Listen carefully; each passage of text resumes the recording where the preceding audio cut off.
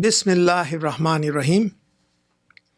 I welcome you to this series on history, science, and faith in Islam. In the last session, we examined the westward expansion of the Turks and the decisive battle of Manzikert. The current session is on the life and times of Mahmud of Ghazna. History is infinitely elastic. The actions of one person in any age cause ripples that affect the lives of thousands who live downstream.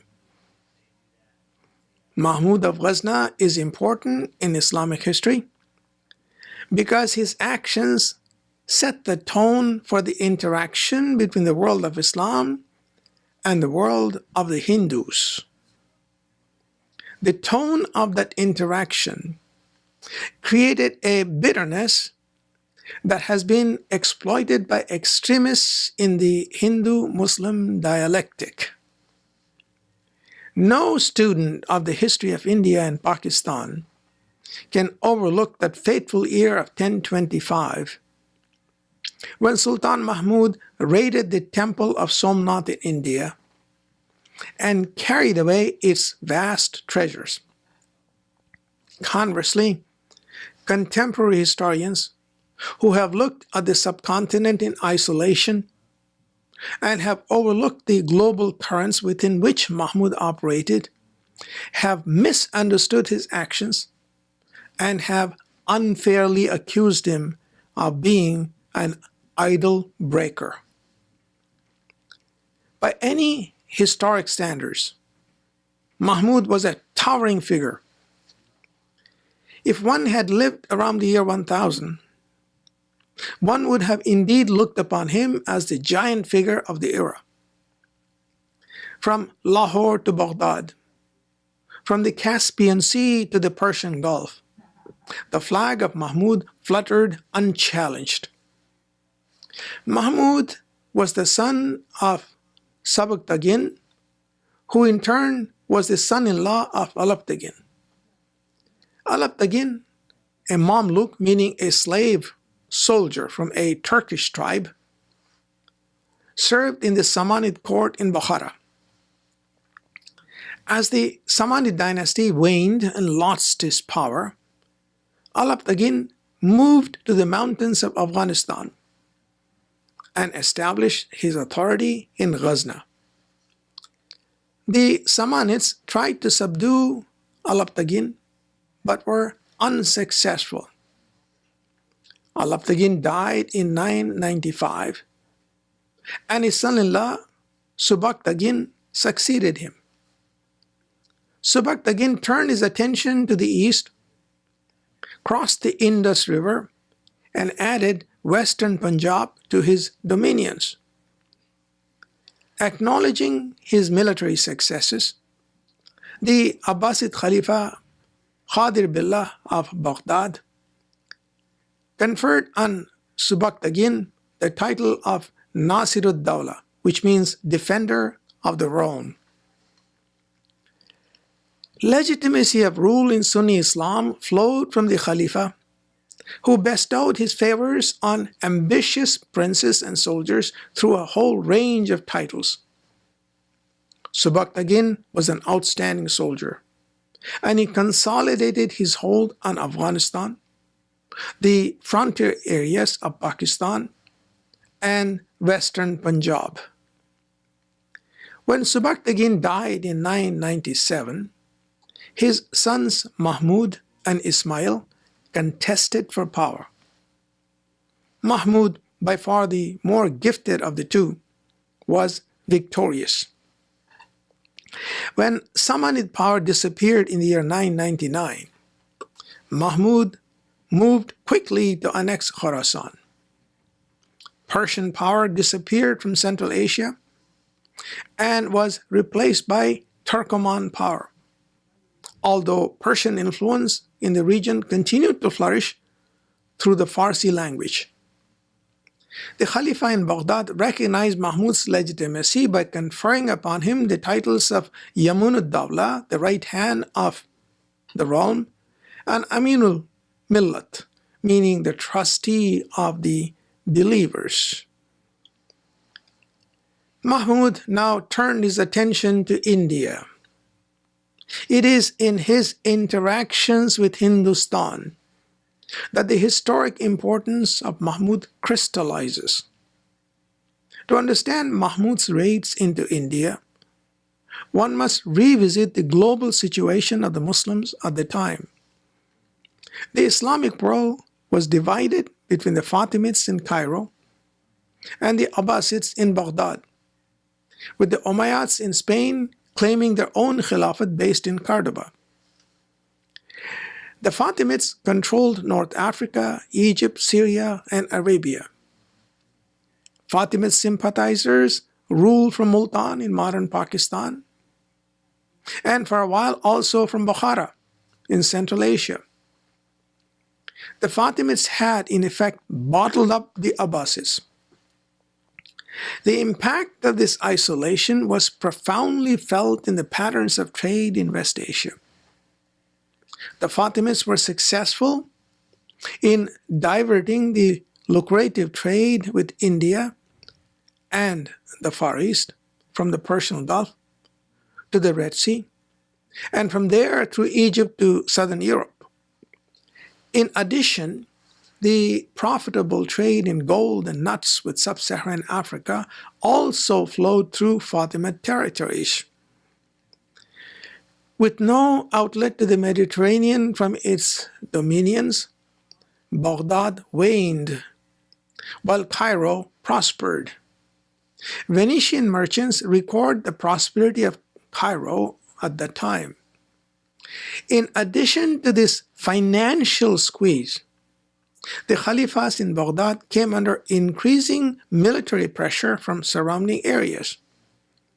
The Ithna Ashari Buyids controlled the territory surrounding Baghdad for 50 years.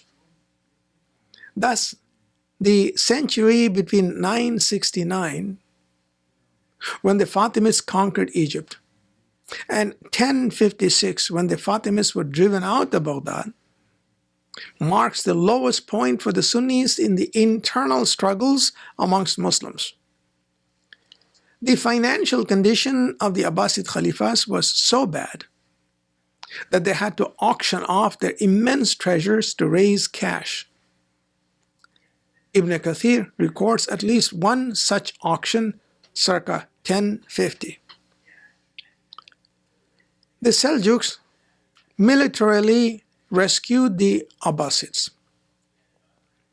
The fact that much of the population of North Africa and Asia remained Sunni through centuries of Fatimid control helped the Turks in this effort. To finance their campaigns, the Turkoman rulers of Central Asia increasingly turned their attention to India. Through the ages, India has been a great sink for the world's gold. Indian spices, ivory, and manufactured goods were in great demand in the Mediterranean world and beyond. This was paid for in gold, which flowed from the mines in West Africa through the Arabian Sea to the Indian subcontinent. The balance of trade was always in favor of the Indians because spices are grown every year. While the supply of gold is limited, India accumulated vast reserves of gold that were sunk into private jewelry and into the temples of the vast subcontinent. Time and again, this accumulated wealth attracted the attention of invaders who raided the subcontinent in search of loot to pay for their military campaigns. For political centralization to succeed, three conditions must be satisfied. First, there must be a binding force, a cement that holds the people together. This could be a transcendental idea or belief system, or it could be a primal cohesiveness based on tribe, nation, or race. Second, the power of military offense must have preponderance over the ability to defend. Third, there must be money to finance the process of centralization.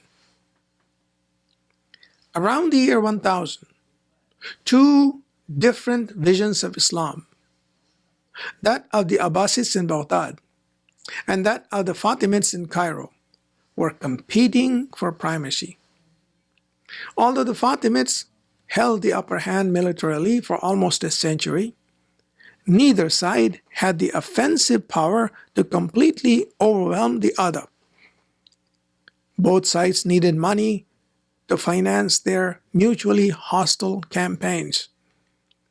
The Fatimids raided the coastal cities of Muslim Spain and Roman Catholic Italy in pursuit of gold. The sultans who supported the Abbasids not only needed cash to finance their operations against the Fatimids, but also to stem the constant military pressure from the Turkish tribes across the Oxus River. For their cash, they turned east. Sultan Mahmud's raids into India must be understood in this context. Religion, or even dynastic ambitions, had nothing to do with these raids. The driving force was the need for gold required to finance the realpolitik of the times. Mahmud raided India 17 times between 1000 and 1030. Peshawar, Bhera, Nagarkot, Tanishwar, Tarayan, and Kanauj fell to him one after the other. The most famous of his raids carried him deep into Indian territories. In 1025, it took him to Somnath, the site of a major Shiva temple. The Indians put up a stiff resistance but lost.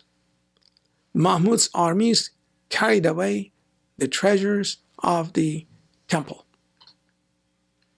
Some historians have used this episode to call Mahmud an idol breaker, or worse yet, a symbol of intolerant Islam towards other religions. The historical facts do not substantiate this charge. Mahmud's raids must be examined in the context of the political and economic situation in Western India and in Western Asia.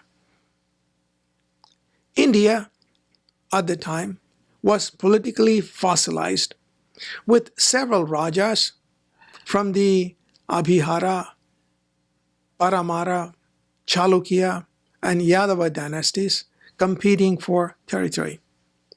Jain and Hindu temples dominated the religious landscape. Some of these, such as the Shiva temple of Somnath, were very well endowed. The area was rich due to its trade with West Asia. Local rajas often raided the temples in each other's territory or waylaid the pilgrims on their way to the temples in search of loot. Mahmud was not the first one to raid the Indian temples, nor did his raids have anything to do with Islam or even his own dynastic ambitions.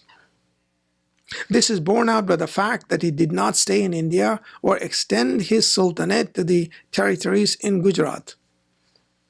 The raids were purely economic. Romila Thapur, in a research article, Somanatha, Narratives of a History, published in Islamic Voice, Bangalore, India, in October 1999, records several raids of local rajas on each other's temples. The coloring of Mahmud's raids in religious tones was the work of British historians in the 19th century. Specifically, it was the British politicians who rewrote Indian history. In 1843, during a debate in the House of Commons on a proposed invasion of Afghanistan by the British, Lord Ellenborough referred to Mahmud's raids having caused Hindu trauma. The British, during their invasion, briefly occupied Ghazna, tore off the doorway to Mahmud's tomb, claiming it was taken from Somnath, and brought it back to Delhi. It was discovered later that the doorway was of Mamluk Egyptian design and had nothing to do with India. Mahmud consolidated his hold on the Punjab and established Lahore as his capital in the year 1020. In the year 1004, he defeated and replaced Dawood, the Fatimid ruler of Multan. Upon his capital of Ghazna, he bestowed untold riches. He established universities, patronized scholars, built hospitals, and instituted a fair and equitable administration. Substantial presents were also sent to Baghdad to obtain from the Khalifa the title of Sultan, but this effort was unsuccessful. Mahmud was a patron of Farsi literature, and the great poet Firdausi graced his court. One of the most celebrated scholars of the times, Al-Biruni, accompanied Mahmud in his last campaign to India. It is to this scholar that we owe our knowledge of the peoples of medieval India, their philosophy, beliefs, customs, culture, and traditions. Al-Biruni wrote Kitabul Hind, a masterpiece unsurpassed in its unbiased appraisal of Hindu culture, science, mathematics, and technology of the time. Al-Masudi also translated works from Sanskrit and Greek. His other works included Khanun-e-Masudi and Chronology of Ancient Nations. Mahmud's preoccupation with the Indian campaigns weakened the defenses to the north against Turkish invasions. Around the year 1000, one of these tribes, the Oghuz, crossed the Oxus River. Mahmud, cognizant of the potential threat from this quarter, had the Oghuz dispersed in Khorasan with the hope that such dispersal would weaken their cohesiveness. He was incorrect in this assessment. One of the Oghuz tribes soon consolidated its power under the chief Seljuk, and within 40 years wrested Khorasan and Afghanistan from the successors of Mahmud. They went on to found a dynasty whose influence proved to be pivotal in world history. This was the beginning of the Seljuk dynasty. Mahmud's exploits disrupted the Indian defenses, exposed their weakness, and opened the door to subsequent penetrations from the northwest. Mahmud was a brilliant soldier, but he lacked the statesmanship to build an Indian empire or establish a relationship of trust with the people of Hindustan. This task had to wait another 200 years until the arrival of Qutbuddin Aibak and the Mamluks. This concludes our session on Mahmud of Ghazna and his fateful invasions of India. In the next session, inshallah, we'll shift our focus to the other end of the Islamic world, the Maghrib, and examine the onset of Fatimid rule in North Africa and Egypt. Assalamu alaikum wa rahmatullahi wa barakatuh.